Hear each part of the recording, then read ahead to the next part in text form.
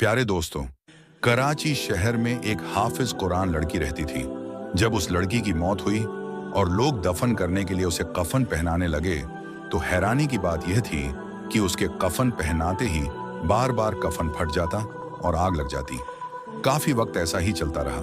उसे कफन पहनाया जाता, मगर फौरन कफन फट जाता, या तो उसमें आग लग जाती। आखिर में सभी मोहल्ले वाले मजबूरन बगैर कफन लड़की को दफनाने लगे। इससे भी हैरानी की बात यह थी कि उसकी कब्र जहां भी खोदी जाती, वही पानी भरा हुआ निकलता। हालांकि कब्रिस्तान खुश्क इलाके में था, यानी कब्रिस्तान में पानी आने का कोई जरिया नहीं था।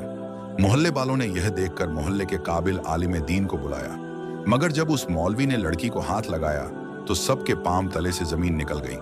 आखिर मौलवी ने उस लड़की में क्या देख लिया? चलिए पूरी कहानी जानते हैं।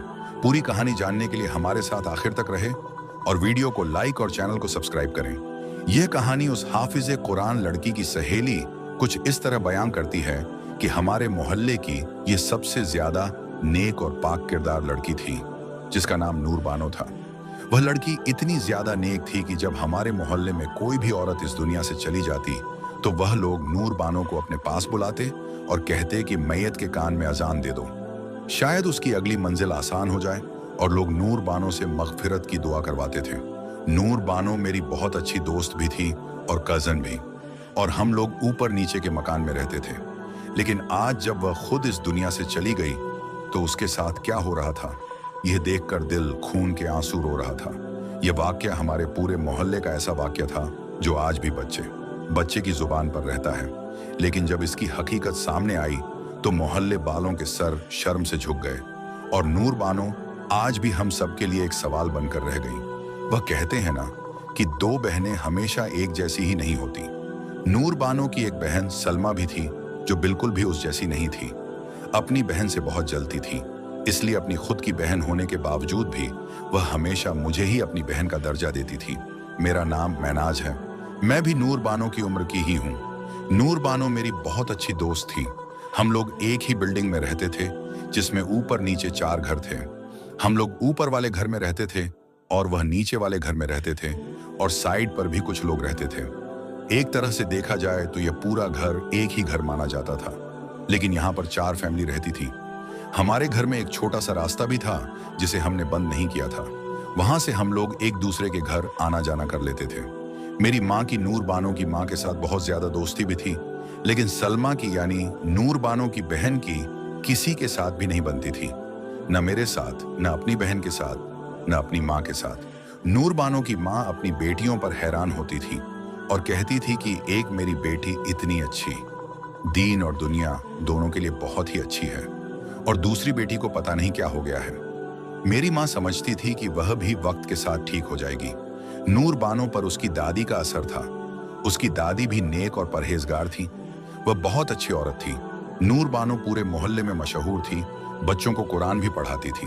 जब कोई इस दुनिया से चला जाता तो लोग कुरान की तिलावत करने के लिए नूर बानो को ले जाते थे और उसको कहते थे कि दुआ किया करे। वह अक्सर कहती थी कि लोग मुझसे दुआ क्यों करवाते हैं, मैं तो खुद एक गुनाहगार सी बंदी हूँ। क्या पता कल को मैं भी इस दुनिया से चली जाऊं। मैं तो अपना मामला भी ठीक नहीं कर सकती, तो किसी और का क्या करूंगी। मैंने कहा कि तुम बिल्कुल पागल हो, तुम जैसी इस मोहल्ले में एक भी नहीं है। तुम्हें नहीं पता आजकल की लड़कियां किस तरह की हैं। अपनी बहन को ही देख लो। वह कहने लगी कि मैंने अपनी बहन के बारे में एक बड़ी जरूरी बात बतानी है। बात इतनी बड़ी है कि तुम्हें क्या ही बताऊं, और यह बात अम्मी अब्बू के कान तक पहुंचना बहुत जरूरी है। मैंने उससे कहा कि तुम खुद क्यों नहीं बता देती, तो उसने कहा कि अगर मेरी बहन को पता चल गया कि मैंने उसकी शिकायत की है, तो हम दोनों की जिंदगी में और ज्यादा नफरत और जहर घुल जाएगा। हम एक दूसरे के दुश्मन बन जाएंगे। पहले ही वह मुझे अपना दुश्मन समझती है, इसलिए मैं चाहती हूं कि तुम यह बात अम्मी अब्बू तक पहुंचा दो, ताकि वो इसका कोई हल निकाल सके। या तो उसकी शादी करवा दे, या फिर उससे पूछे कि वह इस तरह की हरकतें क्यों कर रही है। नूर बानो बड़ी परेशान लग रही थी। मैंने कहा कि बताओ क्या बात है। तो उसकी बहन वहां पर आ गई और नूर बानो ने मुझे इशारा किया कि बाद में बताऊंगी। मगर इसी दौरान मैं और मेरे घर वाले 2 दिन के लिए गांव जा रहे थे। मैंने कहा जब मैं वापस आऊंगी तो फिर मुझे आराम से मुझे बता देना। लेकिन जब हम दूसरे दिन वापस आए और अभी रास्ते में ही थे और घर की तरफ आ ही रहे थे, तो हमें बहुत ही शदीद किस्म का झलझला महसूस हुआ। हम लोग रास्ते में थे इसलिए हमें इतना पता नहीं चला। बस वाले ने गाड़ी एक तरफ रोक दी और वह बहुत ही खुला सा रास्ता था, इसलिए अंदाजा नहीं हुआ कि जलजले की शिद्दत कितनी ज्यादा थी। लेकिन जब घर आए तो ये देखते ही कदमों तले से जमीन निकल गई कि जलजला बहुत तेज था। हमारी बिल्डिंग बहुत ही ज्यादा हिलने की वजह से कमरे की छत गिरी हुई थी, जिसकी वजह से उसके नीचे बना हुआ कमरा बिल्कुल टूट के गिर गया था, लेकिन बाकी घर सही सलामत खड़ा था। अब हमारे दिल में यही दुआ थी कि कुछ बुरा ना हो, लेकिन बुरा हो चुका था। इस कमरे में नूर बानो रहती थी और वह इस दुनिया से जा चुकी थी। उसके माँ और बाप की हालत बहुत बुरी थी। उनकी जवान बेटी इस दुनिया में नहीं रही और वह भी एक हादसे में, जिसके नतीजे में उसे इस दुनिया से जाना पड़ा। यह कोई छोटी बात नहीं थी। मेरे लिए तो ऐसा ही था कि नहीं करो ऐसे गंदे काम, इस घर को तवायफ खाना नहीं बनाओ। बाज आ जाओ कि तुम कैसी हरकतें कर रही हो। लेकिन वह न मानी, यहाँ तक कि सुबह होने वाली हो गई और सुबह सुबह इतना तेज जलजला आया कि वह तीनों इस दुनिया से चले गए। लड़के के माँ बाप उसे उठाकर ले गए और हम लोगों ने जब सलमा की मैयत को देखा तो हम समझ गए कि इसके साथ यही होने वाला है, क्योंकि इस वक्त ही उसका अजाब शुरू हो गया था। उसका चेहरा अजीब सा हो गया था, इसलिए हमने चेहरे को छुपा दिया और अपनी इज्जत बचाने की खातिर यह झूठ बोला कि यह सलमा नहीं, नूर बानो है। और नूर बानो की मैयत को हमने पहले ही उसके नानी के घर वाले कब्रिस्तान में दफन करवा दिया।